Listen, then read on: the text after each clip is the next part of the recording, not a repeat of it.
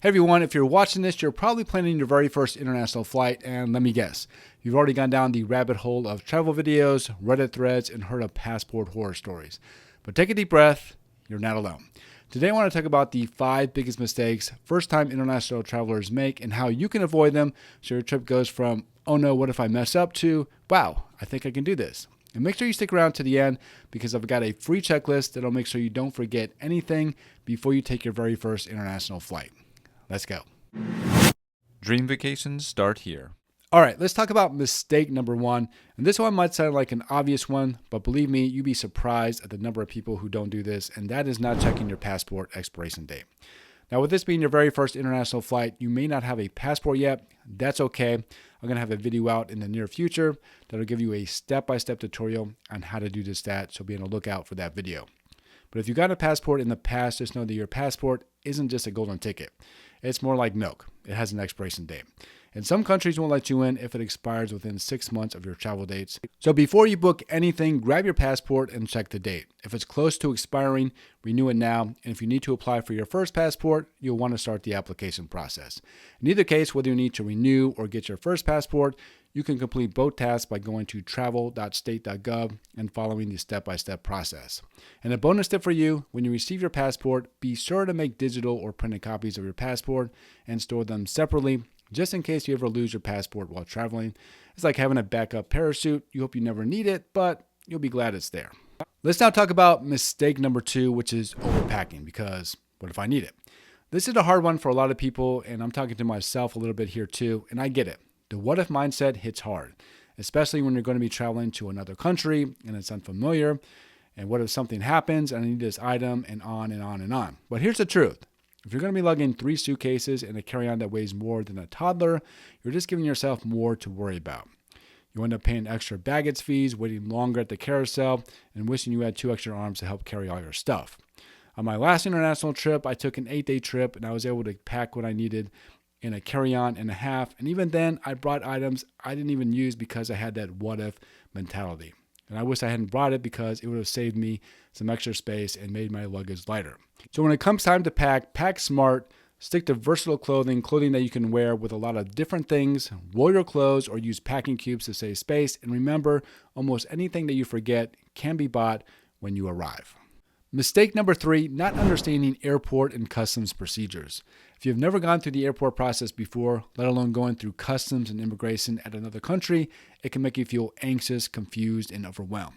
Don't let those thoughts and feelings get you stressed out. Just knowing what to expect is going to be the best antidote for this. I do have a video that walks you through the airport process. It's an older video, but it's still very relevant and will help you visualize and educate you on what to expect. I'll link that video in the video description if you're interested in seeing it. As far as going through customs and immigration in another country, the process is fairly straightforward and it's not something you should worry too much about. When you land at your destination, you'll just follow the signs to passport control. And you don't need to worry about getting lost, as you can only go one direction towards passport control. Everything else will be blocked off. Once you reach passport control, which is customs and immigration, you want to have your passport ready and have your declaration form filled out if required. If the country requires you to have a visa or travel authorization, most of the time it'll already be linked to your passport, so when the customs official scans your passport, they can see that you have these documents. Now, the customs agents will ask you some questions about your trip.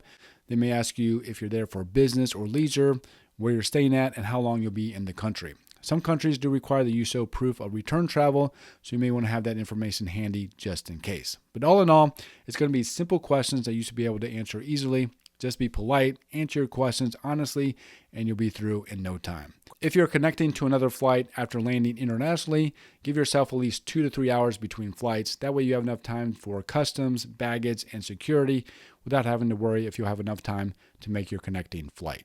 Moving on to mistake number 4, not prepping your money and tech. Before you leave for your trip, you want to notify your bank or credit card that you'll be traveling internationally. Otherwise, they might freeze your card when you try to make a transaction because they'll think that someone in, say, Rome or wherever you're traveling to is impersonating you. The other thing that you want to do is make sure you have a plan for your phone. You can either buy an international SIM plan or add an international travel plan through your current provider. And then the other thing I would recommend is getting a small amount of local currency for taxis, snacks, tipping, as well as purchasing some souvenirs from local vendors who may not take credit cards. And mistake number 5 is not planning for jet lag and travel fatigue. Between switching time zones, long flights, and trying to sleep on the airplane, jet lag is real.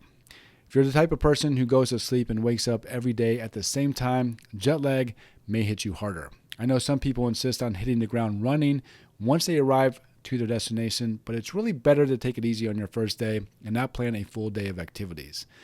If you didn't sleep well on the flight over, getting some extra sleep is really going to help you recharge so you're ready for the activities you have planned for your trip. Some things that can help with jet lag are staying hydrated during your flight, moving around every few hours, and adjusting your watch to your destination's time once you board. Some people like to adjust their sleep times to the new time zone a few days before their trip. That can help, but it really depends on your flight schedule. If you're going to be active on the day of your flight at a time when you would most likely be asleep at your destination, then I don't think it's going to help much, and it may make the feelings of jet lag worse for you. So those were the 5 biggest mistakes I see new international travelers make all the time, and now you know exactly how to avoid them. But here's the thing. Even the most experienced travelers still use checklists to stay on track. That's why I created a free first international flight checklist that walks you through everything you need to do before takeoff, from 3 to 6 months before your flight, all the way to the day of your international flight. Trust me, it'll make your first international trip go so much smoother, and you can grab it now for free. Just click the link in the description. Thank you so much for watching this one. Safe travels, and I look forward to seeing you again in a future video.